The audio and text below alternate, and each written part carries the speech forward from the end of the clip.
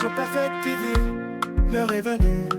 Actu, commenté est là pour vous. Amira Malini, la voix de l'actualité, nous guide à travers la société et la vérité.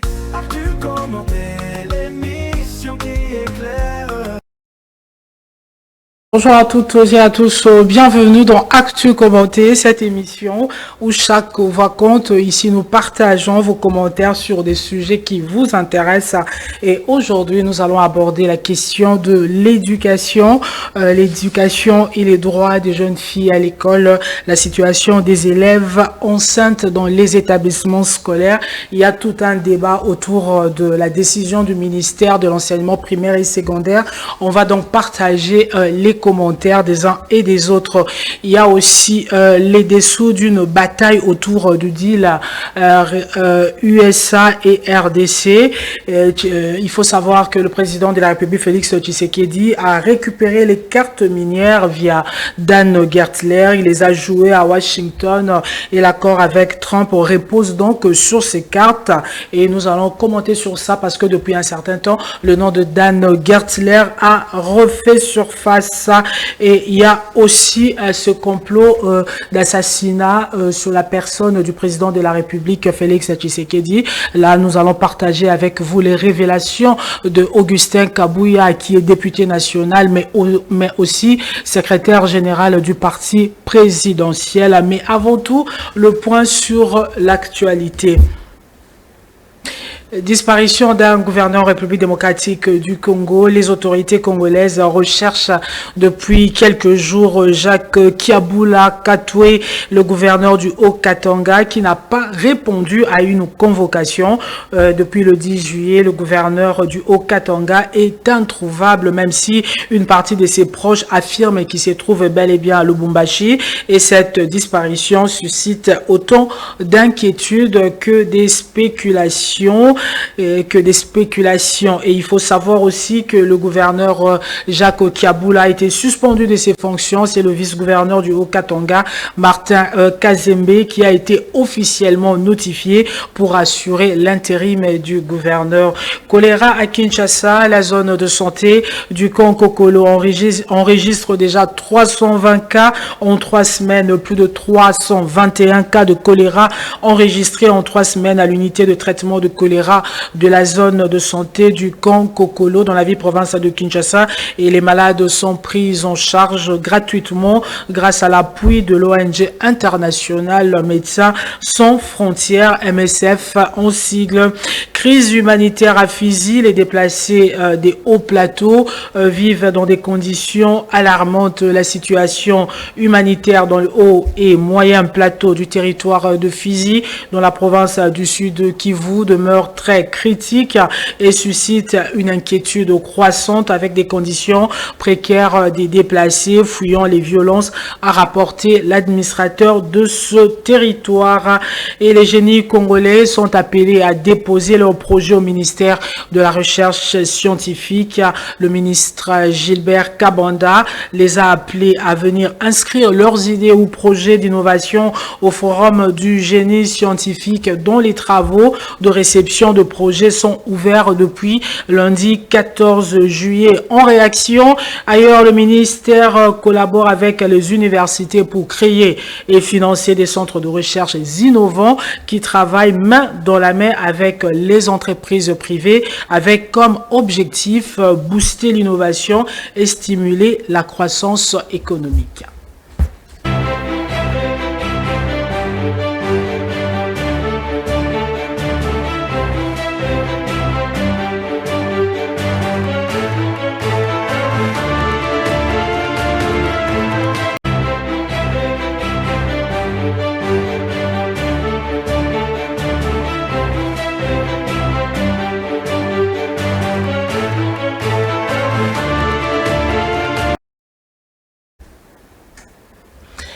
Bienvenue dans notre émission et nous allons commencer tout de suite par la situation des élèves enceintes dans les établissements scolaires. Il y a déjà une note circulaire du ministère de tutelle qui interdit désormais l'exclusion.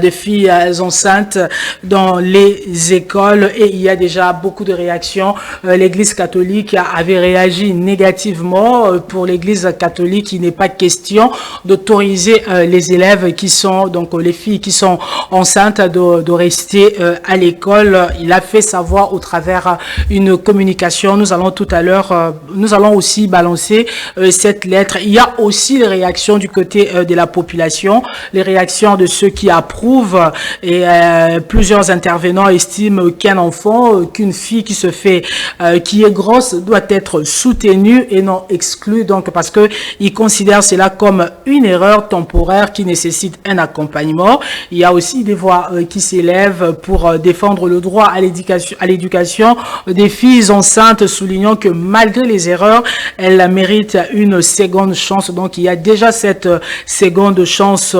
Certains pensent que cette mesure pourrait ouvrir la porte à un renforcement de l'éducation sexuelle dans les écoles, ce qui serait bénéfique.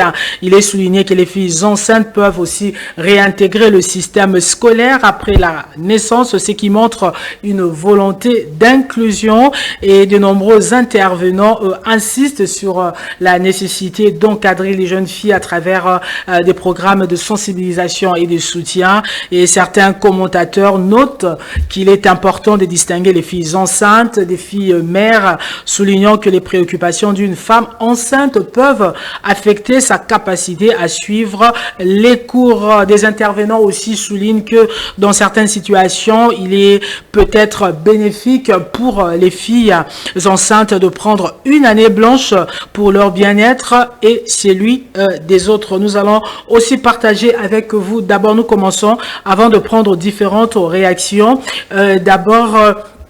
Nous commençons avec les réactions des ONG, les ONG qui ont salué cette décision du ministère de l'Éducation nationale. Je commence par la première, il s'agit de la coalition nationale de l'éducation pour tous. Voilà, cette coalition se réjouit de la note circulaire du ministère de l'Éducation nationale autorisant les filles enceintes à poursuivre leur scolarité. Pour cette structure de la société civile, cette mesure vient corriger une injustice sociale longtemps décriée. Ok, dans plusieurs écoles non conventionnées, le problème ne se pose pas et nous comprenons les préoccupations liées à la morale, mais celle-ci ne peut primer sur la loi parce que la loi congolaise est claire. Donc tous les enfants ont droit à l'éducation, qu'elles soient enceintes ou pas. Et voilà, avec cette note circulaire du ministère de l'Éducation nationale, la coalition nationale de l'éducation pour tous se réjouit de cette mesure. Il y a aussi l'association nationale des parents d'élèves et d'étudiants du Congo qui a salué cette décision du ministère de l'Éducation nationale et une nouvelle citoyenneté ordonnant le maintien des filles enceintes dans les établissements scolaires de la République démocratique du Congo. Et je cite, nous estimons que c'est une mesure qui est juste, qui ne discrimine pas les filles parce que les filles mères ne le deviennent pas seules. C'est toujours avec le concours d'un garçon. Maintenant, le garçon, lui, après avoir commis son forfait, quitte l'État, le laisse poursuivre sa scolarité et maintenant, la fille qui est victime, on voudrait la discriminer. Donc ça, c'est quelques réactions et nous allons aussi aller du côté justement et de la population pour prendre leur réaction, parce que pendant longtemps c'est comme ça que ça se passait. Lorsque une fille d'abord qui est mineure, et selon la loi congolaise, la fille qui est mineure, elle est irresponsable devant la loi. Mais malheureusement, au niveau des établissements scolaires, il y avait toujours cette injustice qui avait été décriée. Une fille qui tombe enceinte, elle est exclue. Elle est exclue, mais le garçon qui a commis ce forfait, lui, il reste et il poursuit ses études librement. Et je prends tout de suite le premier commentaire qui nous vient de Gloria. Gloria qui écrit « L'État congolais n'a pas donné l'accès aux mineurs pour tomber enceinte. Au contraire, la loi protège les enfants contre les abus sexuels. Cependant, l'application de ces lois reste un défi majeur et c'est ce qui explique qu'on voit encore des cas de grossesse chez les mineurs. Ça, c'est Gloria qui écrit. Il faut savoir que l'Église catholique avait écrit aussi, l'Église catholique a refusé les filles enceintes dans ces écoles primaires et secondaires. Il a écrit ceci: si un cas est signalé, il sera transféré dans les écoles gérées par l'État, c'est-à-dire les écoles non conventionnées. C'est la précision de la coordination des écoles conventionnées catholiques qui s'appuie sur l'obligation de moralité et de la discipline. Donc pour les écoles catholiques, donc moralité oblige, discipline oblige. Il n'est pas question d'accepter les filles enceintes dans les établissements conventionnés catholiques. Donc pour l'Église catholique, si un tel cas est signalé, il sera transféré, donc cet élève sera transféré dans les écoles qui sont gérées par l'État. Ça, c'est la décision de l'Église catholique, mais cependant elle promet de coopérer dans l'essence de l'instruction du gouvernement en envoyant ces cas dans les écoles de l'État. Ça, c'est la décision de l'Église catholique par rapport à cette instruction, à cette décision du ministère de l'Éducation nationale. Vous êtes en train de suivre Actu Commenté. Votre avis, c'est ça notre force, et vous pouvez nous écrire, vous pouvez partager vos idées. Ici, Actu Commenté, c'est donc la plateforme de la démocratisation de l'information, et chaque commentaire fait la différence. Je prends le commentaire de Nicodème. Qu'est-ce que Nicodème dit? Voilà, Nicodème aussi a réagi par rapport à ça. Et il y a les commentaires de Nicodème qui tardent. Je prends le commentaire de Ramazani. Ramazani écrit: ce débat mérite d'être posé ouvertement, avec honnêteté. Il exige que des mesures concrètes d'accompagnement soient adoptées. Donc, le soutien psychosocial, la protection contre les auteurs des violences, le programme scolaire adapté, et puis la prise en charge médicale et la campagne de sensibilisation. Ça, c'est son avis. Et il y a Patrick qui écrit la décision est bonne.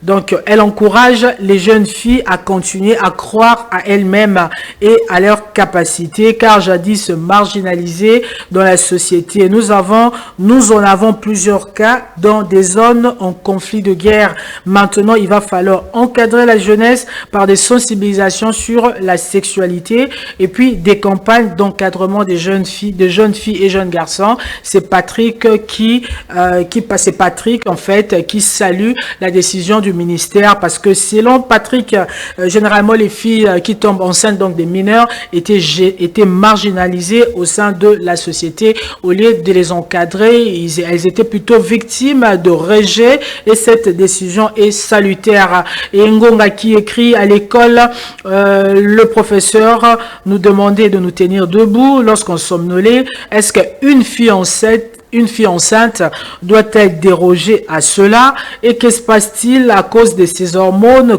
si elle vomit, donc si elle se conduit bizarrement? Donc pour son bien-être et pour tout le monde, une année blanche est utile. Donc Ngonga, lui, n'est pas d'accord avec la décision du ministère de l'Éducation nationale.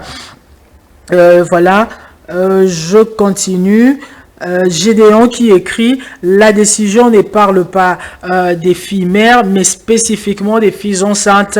En effet, les filles mères réintègrent souvent le système scolaire après avoir donné naissance et élevé leurs enfants durant le premier mois. Et il y a beaucoup de controverses autour de cette question, mais le fait est que les enfants font des erreurs et méritent qu'on leur accorde une autre chance. Cela s'appelle la réintégration. Voilà, ça c'est encore une réaction. Lui, il s'appelle Joe, qui salue la décision du ministère de l'Éducation nationale.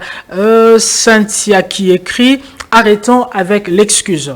Une fille mère va apprendre aux autres à faire des enfants.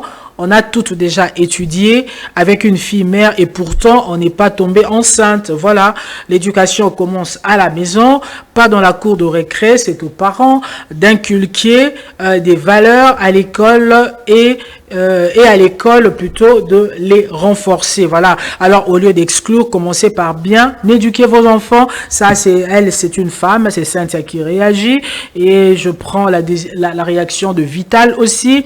Les gens sont toujours réfractaires au changement. Beaucoup de pays anglophones d'Afrique australe font cela. C'est une bonne chose. Même les filles enceintes ont droit à l'école. Ça n'en finit pas avec les réactions. Les réactions sont vraiment nombreuses.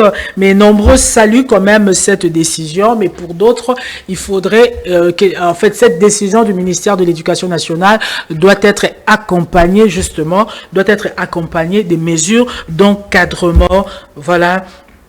Et voilà, et vous nous suivez à partir de la maison. Vous pouvez aussi réagir. Et je vais conclure avec cette réaction, voilà, qui dit ceci. Nous connaissons tous la dépravation à laquelle notre société est confrontée. Les parents auxquels vous faites allusion sont démissionnaires faute de moyens.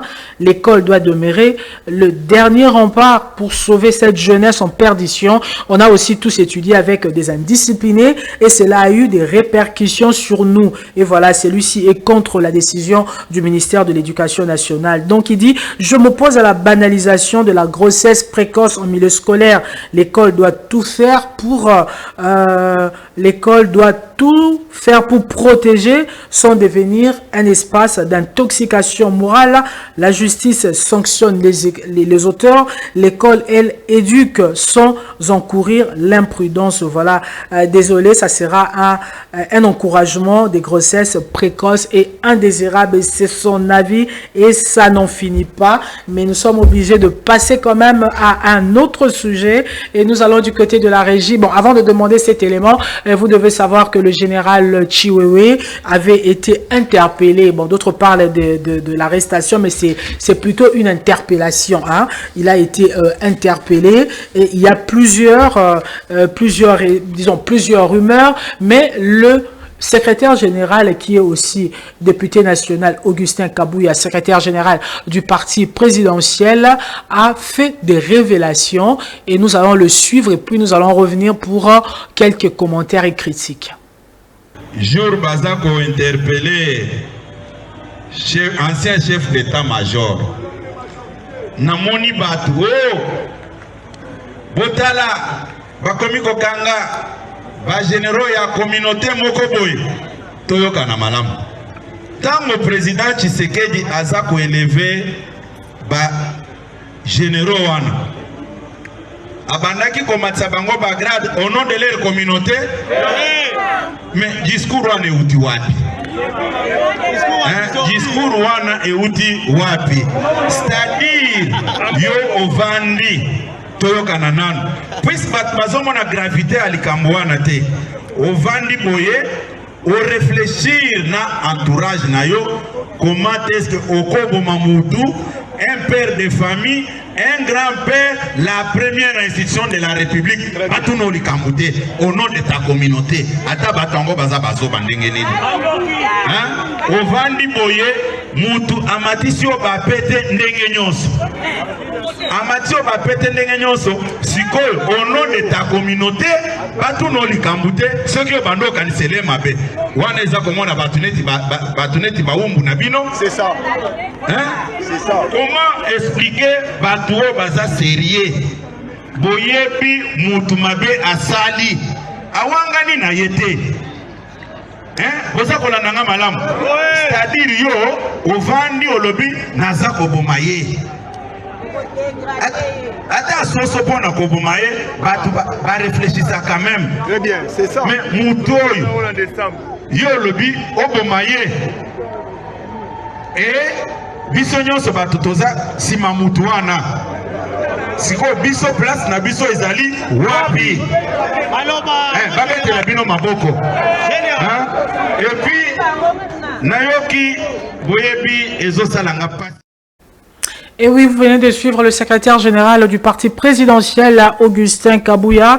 Il y a plusieurs allégations concernant un complot du général Chiwewe contre le président Félix Tshisekedi. Et ces allégations ont suscité en tout cas de nombreuses spéculations et des débats. Mais cependant, jusqu'à présent, les preuves disponibles sont souvent basées sur des rapports médiatiques. Et jusque-là, l'armée ne s'est pas encore prononcée. Donc, on va se montrer un bon.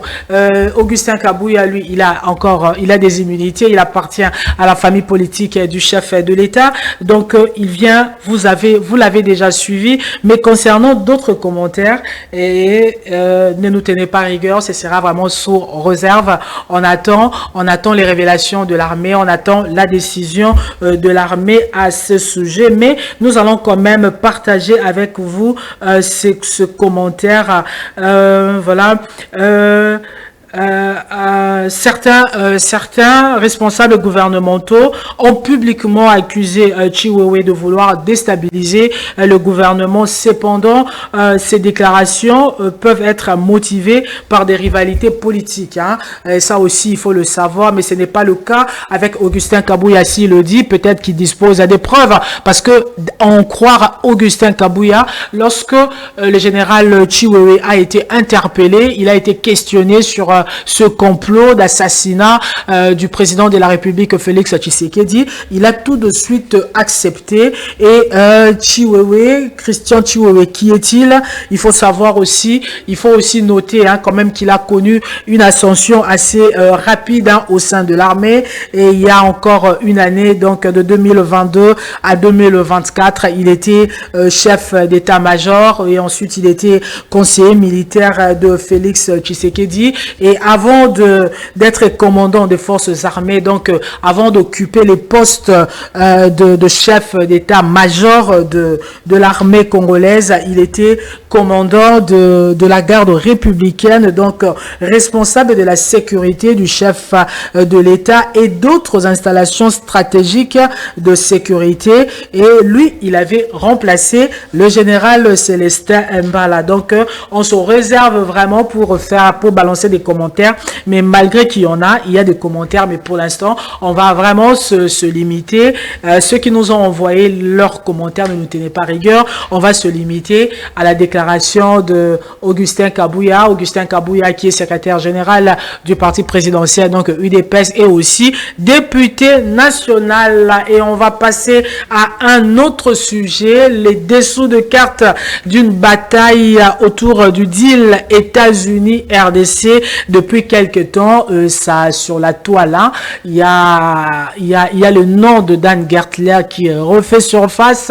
Cet homme, c'est milliardaire, ce richissime israélien qui a fait fortune du temps de Joseph Kabila. On dit même que c'est un ami proche de Joseph Kabila. Et aujourd'hui, on parle de lui. Mais qu'est-ce qui se passe? Et nous allons partager avec vous cette enquête intéressante, très intéressante de Beto RDC. Donc, vous pouvez aller en ligne pour consulter. Il y a vraiment une enquête autour de ce personnage, une enquête autour justement de dessous des cartes. C'est comme ça qu'il a intitulé les dessous de cartes, les dessous d'une bataille autour du deal États-Unis-RDC. Selon les révélations, voilà, selon les révélations de ce média. Selon les révélations de ce média, il dit ceci: Dan Gertler, Washington et le deal États-Unis-RDC, c'est que cache la campagne médiatique soudaine contre l'homme d'affaires israélien et les dessous de l'accord qui va finalement être signé. Donc, c'est une enquête. Moi, je vous recommande, nous partageons avec vous. Si vous allez sur son site, dans son site, donc le site c'est Beto RDC, vous allez trouver cette enquête. Mais voilà, nous commençons ceci. Nous allons dire ceci. En mars 2025, alors que le M23 s'était emparé de Goma et de Bukavu, il y avait une information qui a secoué la ville de Kinshasa. Donc, Tshisekedi aurait proposé à Donald Trump un deal explosif. Voilà. Donc, c'était déjà en mars 2025. Il y avait cette information qui circulait déjà, donc que Tshisekedi était entré justement en contact avec le président américain pour un deal deal. C'était quoi ce deal? Donc, le soutien militaire américain contre le minerai stratégique congolais. Donc, déjà, ces bruits marquaient un nouveau tournant géopolitique. Donc, c'était ça. Et voilà, c'était ça. Et qu'est-ce qui s'est encore passé? Selon le Wall Street Journal, Tshisekedi aurait officiellement proposé un pacte de sécurité formel. Les États-Unis aident militairement à anéantir le M23 en échange de l'accès à du cobalt, du cuivre, du lithium et plus encore. Donc, votre avis est notre force. Vous êtes en train de nous suivre. Ensemble, faisons entendre vos voix. Vous pouvez partager et vos commentaires. Hein. Ceux qui sont actifs sur les réseaux sociaux, vous allez remarquer que depuis un certain temps, il y a le nom de Dan Gertzler qui refait surface. Il y a aussi d'autres médias qui ont parlé de Dan Gertzler, des révélations qu'il aurait faites au sujet de Katumba Moi, que voilà, il y a autant. Vous pouvez, voilà, c'est ce qui circule déjà sur les réseaux sociaux. Mais c'est quoi le dessous? Et il y a cette enquête que nous sommes en train de partager avec vous. Cette enquête qui a été menée par des révélations faites par ce média en ligne Beto RDC que vous pouvez consulter et nous, aujourd'hui, nous partageons avec vous. Donc, selon Beto RDC, pourquoi aujourd'hui, pourquoi il y a ces révélations qui salissent, voilà, c'est ça vraiment le mot. Il y a ces révélations qui salissent aujourd'hui Dan Gertzler. Pourquoi aujourd'hui le nom de Dan Gertzler refait surface? Tout simplement, c'est à cause de l'accord Kinshasa-Kigali à Washington, voilà, sous l'égide de Donald Trump, donc des Américains. C'est à cause de cet accord que le nom aujourd'hui de Dan Gertzler est sali. Qu'est-ce qui se passait? Je recommence. Il dit ceci. En mars 2025 déjà, alors que le M23, le mouvement rebelle M23 s'était emparé de la ville de Goma. Donc Goma était tombé, Bukavu était tombé. Il y avait déjà une information qui circulait à Kinshasa dans les microcosmes sociopolitiques congolais. On en parlait déjà que Tshisekedi était entré en contact avec Donald Trump au travers justement des émissaires, au travers des lobbying et tout ça. C'était quoi? C'était pour proposer à Donald Trump les minerais en échange d'un soutien militaire pour lui permettre d'anéantir justement le mouvement rebelle M23. C'est là que tout a commencé. Et puis, il y a le journal américain Wall Street qui avait écrit ceci, que Tshisekedi aurait officiellement proposé un pacte de sécurité formel et les États-Unis aident militairement contre le M23 en échange de l'accès à du cobalt, à du cuivre, à du lithium et plus encore. Donc, où est-ce qu'on trouve le cobalt? Où est-ce qu'on trouve le cuivre? Donc, les minerais de Katanga en échange justement de la protection, en échange justement du soutien militaire des États-Unis. Voilà, c'est ce qui se faisait. Et Wall Street, qui est un média américain, un journal américain, avait écrit à ce sujet. Et Donald Trump, qu'est-ce qui s'est passé? Donald Trump ne cache pas son enthousiasme à Washington. À Washington, il a déclaré publiquement que les États-Unis allaient obtenir beaucoup de droits miniers ici en République démocratique du Congo en contrepartie de la paix dans l'Est. Voilà un tournant dans la stratégie américaine sur les ressources critiques. Et tout de suite, on a vu au travers le média Moïse Katumbi. Moïse Katumbi, on l'a suivi, il y a eu des communiqués, il y a eu aussi, voilà, c'est Moïse Katumbi. Et qui est Moïse Katumbi? Moïse Katumbi, pendant longtemps, il était gouverneur de la grande province minière du Katanga. Et à l'époque de Joseph Kabila, il était considéré pratiquement comme le vice-président de la République. Et Moïse Katumbi a déclaré ceci. Selon lui, 98% des titres miniers sont déjà pris notamment par la Chine via le fameux contrat chinois de l'ère Kabila. Donc, la République démocratique du Congo avait rien à offrir. Ça, c'était la déclaration de Moïse Katumbi.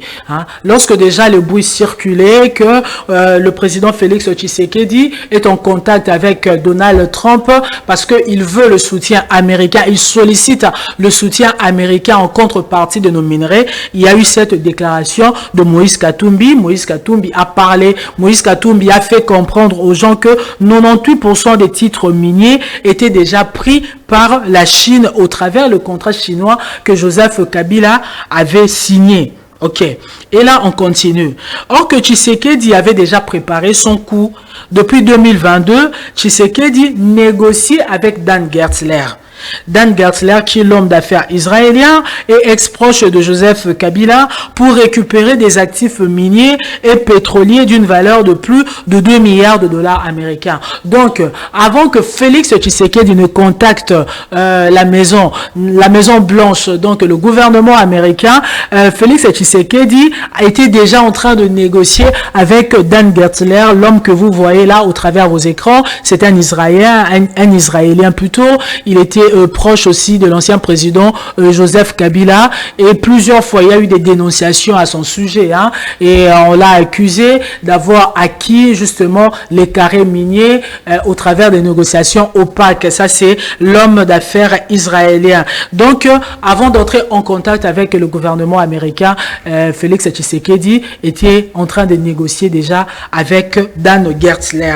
Ok, et là nous continuons. En mars 2022, la République démocratique du Congo négociait un accord avec Dan Gertzler. Hein. Résultat, des blocs pétroliers, des permis miniers et des royalties stratégiques reviennent dans les jurons de l'État. Tshisekedi détient enfin des mines à offrir. Et voilà, c'est ce que vous êtes en train de voir là. Il s'agit de Dan Gertzler qui est en train de négocier.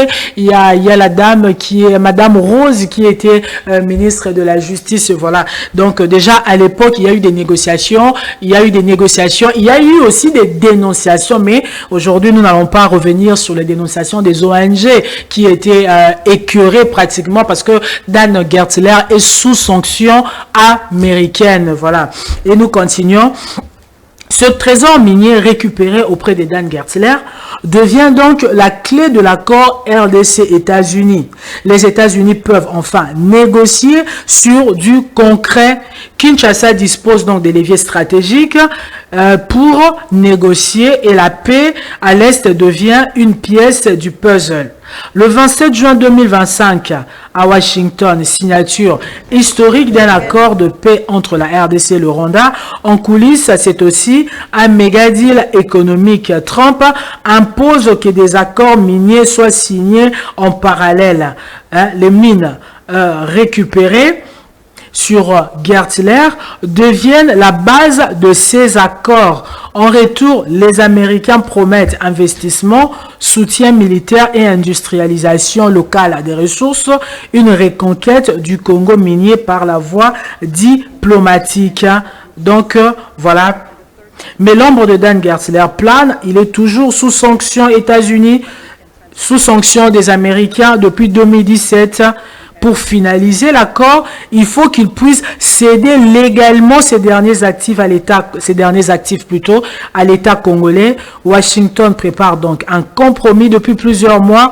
Dan Gertzler va obtenir une licence spéciale pour vendre ses actifs à Kinshasa et une licence générale pour réintégrer le système financier en échange retrait total de la RDC. Donc vous voyez un peu, dans le secret, Félix Tshisekedi est en train de négocier. Il était en train de négocier en coulisses secrètement avec Dan Gertzler pour pouvoir récupérer des contrats miniers, des titres miniers, afin de discuter avec les États-Unis d'Amérique. Et que voilà, moi au niveau de la RDC, je suis bloqué. Je ne sais pas anéantir le groupe rebelle M23 qui est vraiment équipé. D'ailleurs, il y a la ville de Goma qui est tombée, la ville de Bukavu aussi qui est tombée. J'ai besoin de votre soutien. Mais qu'est-ce que tu vas donner en retour? J'ai les minerais. Et c'est comme ça un peu, c'est comme ça qu'on a remarqué. Ça, c'est selon l'enquête que vous pouvez approfondir dans ce site d'information Beto RDC. C'est comme ça que vous avez vu Moïse Katumbi a parlé. Vous avez vu aussi que le président rwandais Paul Kagame est sorti de sa réserve parce que Paul Kagame est reconnu comme un homme réservé, un homme qui a la maîtrise de soi, mais depuis un certain temps, il multiplie des interviews. Pourquoi? C'est justement à cause de ce coup de Félix Tshisekedi Tshisekedi, ce coup de maître, ainsi après avoir parcouru un peu les écrits de cette enquête, voilà le coup de Félix Tshisekedi, et il est sorti de sa réserve et il n'est pas le seul. On a aussi entendu, on a vu aussi sur les réseaux sociaux comment est-ce que l'ancien président congolais Joseph Kabila avait envoyé ses émissaires aux États-Unis. Et c'était quoi l'interprétation? L'interprétation, c'était que Moïse Katumbi et Kabila voulaient faire capoter le deal, voulaient faire capoter l'accord Kinshasa-Kigali sous l'égide des Américains. Et cette enquête, qui est vraiment une belle enquête, a révélé des choses et vous pouvez consulter cela. Et je continue. Il dit ceci: soudainement, alors que Trump annonce la signature prochaine des accords à la Maison-Blanche, il y a une campagne médiatique contre Gertler qui démarre. Un article de Bloomberg fait croire que Gertler aurait avoué des pots de vin, citant des citations d'un procès de 2014. Vous voyez la manipulation dans ce que vous êtes, selon l'enquête. Selon ce journaliste qui a mené des enquêtes, les articles de presse que vous êtes en train de lire, les révélations de Dan Gertler sur Katumba Mweke, sur la MIBA, c'était des déclarations tirées d'un procès de 2014. Même pas de 2024, même pas de 2025, mais c'est de 2014. Donc ça date d'il y a une dizaine d'années. Donc il y a toute cette campagne autour de cet Israélien, justement, c'est pour faire capoter le deal Kinshasa-Kigali sous l'égide des Américains. Et en fait, il s'agit d'un arbitrage civil en Israël sans portée pénale entre Gertler et d'anciens associés. Le juge israélien avait été clair, aucune preuve convaincante de corruption, le différend était financier, pas pénal. Mais trop tard, les détracteurs relancent une campagne médiatique pour torpiller le deal RDC-États-Unis. Donc tout ce que vous êtes en train de voir, tout ce que vous êtes en train de lire, il y a des médias qui, il y a une campagne médiatique contre Dan Gertler. Mais c'est quoi l'objectif? L'objectif, c'est tout simplement de saboter l'accord entre Kinshasa et Kigali sous l'égide des Américains. Et c'est ce que révèle cette enquête très intéressante. Et vous voyez qu'il a été, il a vraiment été pioché très loin. Il a commencé 2022. Qu'est-ce qui s'est passé en 2022, 2023? Comment est-ce que Tshisekedi était en train de travailler en silence? Comment est-ce que Tshisekedi préparait déjà son coup? Et voilà, lorsque Goma était tombé, Bukavu était tombé, on avait l'impression que le président de la République ne foutait absolument rien, il multipliait le voyage, mais ce n'était pas ça. En réalité, en silence, il travaillait. Il savait que pour proposer, pour aller négocier avec les Américains, pour demander les secours des Américains, il fallait avoir quelque chose de solide à présenter sur la table. Or, tous les carrés miniers, à en croire Moïse Katumbi, appartenaient déjà aux Chinois parce qu'ils ont obtenu les carrés miniers grâce au contrat chinois. Et alors, Félix Tshisekedi a joué ce tour de maître. Il a dit, il a négocié avec Dan Gertler. Dan Gertler qui détient un peu la richesse katongaise. C'est lui, en fait. Hein? C'est lui. Il détient les blocs pétroliers. Il détient les carrés miniers. Mais malheureusement, il y avait un problème. Il était frappé des sanctions américaines. Et c'était ça le combat de Félix Tshisekedi qui a réussi ce tour de maître. Et déjà, on vient d'apprendre que Kigali a ratifié l'accord et bientôt ce sera la République démocratique du Congo. Certainement dans le prochain jour, on va assister à l'anéantissement de ce groupe rebelle, la M23, si les choses se passent telles que nous avons, telle que cette enquête le révèle. Et nous continuons. Katumbi et des proches de Kabila en profitent. Lobbying à Washington, relais médiatique, déclaration hostile dans l'objectif de faire tomber l'accord Tshisekedi-Trump en s'attaquant à son maillon faible qui est Dan Gertler. Et en toile de fond, Kigali grince aussi. Il y a le Rwanda aussi qui était mécontent. Le Rwanda qui profitait de la contrebande minière congolaise a été court-circuité. Washington va désormais traiter directement avec Kinshasa pas avec le détaillant rwandais. Ça, c'est encore la suite de cette enquête. Comme l'écrit Colette Brackman, Trump a préféré le grossiste congolais au détaillant rwandais Kigali. Donc, Kigali est en train de perdre et il a perdu une rente officieuse et les anciens barons de Kinshasa perdent aussi leur pouvoir d'intermédiaire. L'accord États-Unis, RDC s'il tient, pourrait rebattre toutes les cartes. Donc fin du conflit dans l'Est, nouveau partenariat minier, industrialisation locale, repositionnement géopolitique de Kinshasa. Et Dan Gertler, qui a été longtemps vu comme un symbole des zones grises, se retrouve paradoxalement au cœur de ce basculement. En cédant ses actifs, il permet un tournant stratégique, c'est ce qui dérange. Donc voilà, et aujourd'hui, à l'heure, au moment même, nous sommes en train de parler, d'après cette enquête, d'après les éléments que dispose ce média, donc ce journaliste, il dit ceci: Tshisekedi a récupéré les cartes minières, a récupéré les cartes minières via Dan Gertler et Tshisekedi les a jouées à Washington. L'accord avec Trump repose sur ces cartes minières. Donc voilà, si depuis un certain temps, vous avez vu au travers les réseaux sociaux, au travers plusieurs médias, vous avez vu ce campagne médiatique contre Dan Gertler, le pourquoi justement, c'est ça la raison, c'est pour torpiller l'accord de paix entre Kigali et la République démocratique du Congo sous l'égide américain. En tout cas, c'est ce que révèlent ces enquêtes. Donc, vous qui avez déjà eu à consulter,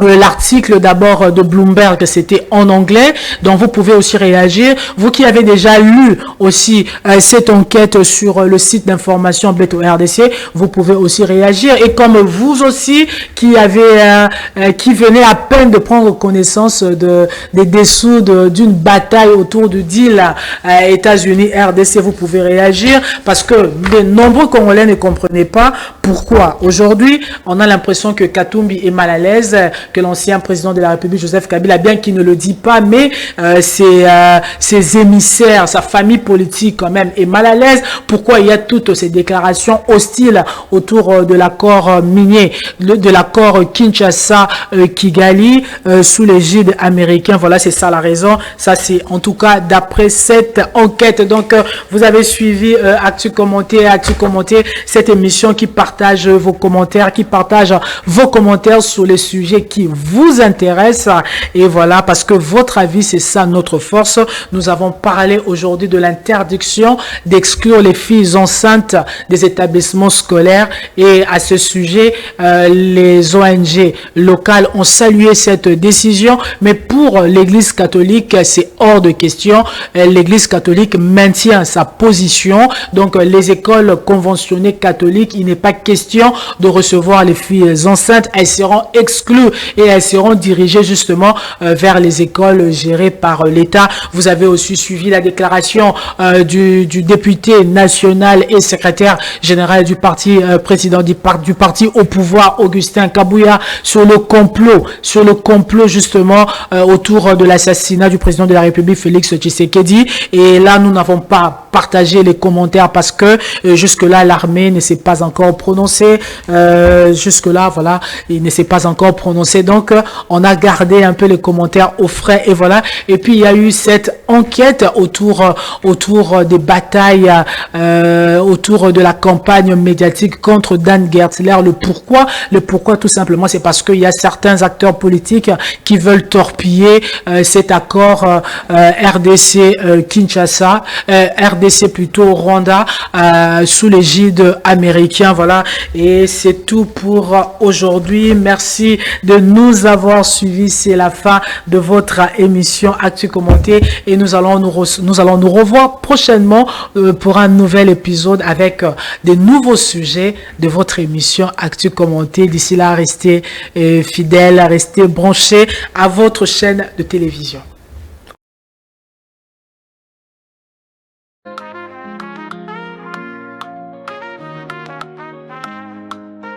Sur Perfect TV, l'heure est venue. Actu Commenté est là pour vous. Amira Malimi, la voix de l'actualité. nous guide à travers la société et la vérité. Actu commenté, l'émission qui éclaire sur la RDC, chaque aspect, chaque lumière. Jeudi à 18h15, ne manquez pas. Rediffusion dimanche à 21h, soyez là.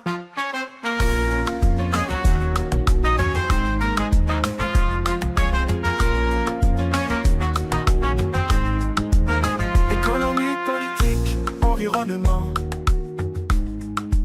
Chaque sujet est traité avec engagement. Pour un développement durable, nous discutons avec Amira Malini.